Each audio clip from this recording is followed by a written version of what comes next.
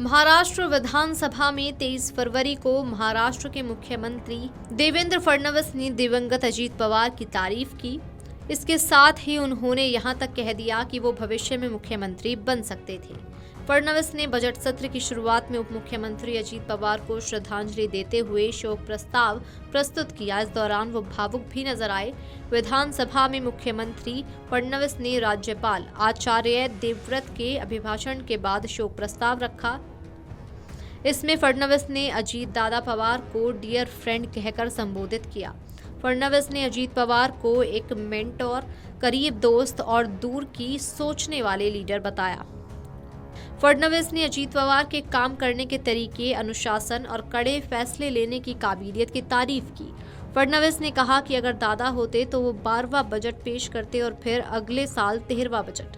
फडणवीस ने कहा कि ये अपने आप में कीर्तिमान बनता, लेकिन ऐसा नहीं हो पाया। मुख्यमंत्री देवेंद्र फडणवीस ने कहा कि अगर वो मंत्री न बनते तो क्या होते, वो पुलिस वाला बन जाते या किसान। बाद में मुझे ख्याल आया कि अजीत दादा निर्माण क्षेत्र में इंजीनियर बन जाते, वो बेहतरीन काम करते। देवेंद्र फडणवीस ने कहा कि किसी भी मुख्यमंत्री के पास अजीत दादा जैसे वित्त मंत्री होना चाहिए। वो राज्य के खजाने की विरासत को दर्शाएंगे, लेकिन विकास कार्यों को नहीं रोकेंगे। उन्होंने आगे कहा कि राजनीतिक क्षेत्र में स्थापित हो चुकी और भविष्य में बड़ी पारी खेलने की उम्मीद के बीच जीवन का समय चूक जाने से दादा के निधन ने जो शून्य पैदा किया है वो स्पष्ट रूप से दिखाई दे रहा है। सदन में फडणवीस ने कहा कि उन्होंने कभी नहीं सोचा था कि उन्हें अजीत पवार के लिए शोक प्रस्ताव पेश करना पड़ेगा। मुख्यमंत्री ने कहा कि ये मेरे लिए बहुत इमोशनल पल है। अजीत दादा के साथ उनका रिश्ता राजनीतिक जुड़ाव से कहीं आगे है। उन्होंने कहा कि वो सिर्फ एक साथी नहीं थे, बल्कि सार्वजनिक जीवन में एक साथी थे। एक दशक से ज्यादा समय के अपने साथ को याद किया। फडणवीस ने कहा कि महाराष्ट्र की राजनीति में उनके जाने से जो खालीपन आया है उसे कोई सच में नहीं भर सकता। फडणवीस ने अपने पर्सनल रिश्ते पर जोर देते हुए कहा कि वे मुझसे 11 साल सीनियर थे। सच में हर मायने में दादा थे। पवार को काम का दीवाना बताते हुए फडणवीस ने उनके अनुशासन, सुबह सुबह के रूटीन और रोजाना के कामों की बारीकी से प्लानिंग के बारे में बात की, जो उन्होंने कहा कि उन्हें ज्यादातर नेताओं से अलग बनाती है।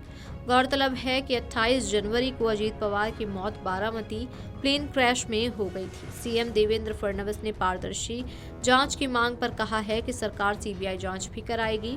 उन्होंने रविवार को कहा था कि हादसे की पहली प्रारंभिक रिपोर्ट 28 फरवरी से पहले आ जाएगी। इससे पहले महाराष्ट्र के राज्यपाल आचार्य देवव्रत ने बजट सत्र की शुरुआत दोनों सदनों की संयुक्त मीटिंग की।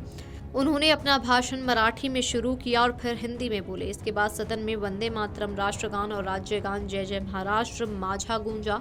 देवव्रत ने कहा कि सरकार राजमाता जिजाऊ छत्रपति शिवाजी महाराज, डॉक्टर बाबा साहेब अम्बेडकर, भगवान बिरसा मुंडा और दूसरे महान समाज सुधारकों के आदर्शों से चलेगी। महाराष्ट्र बजट सत्र 25 मार्च तक चलेगा। Video desk amarujala.com। अगर आप ये वीडियो YouTube पर देख रहे हैं तो हमारे चैनल को सब्सक्राइब कर बेल आइकन दबाएं और Facebook पर देख रहे हैं तो हमारे पेज को लाइक करें।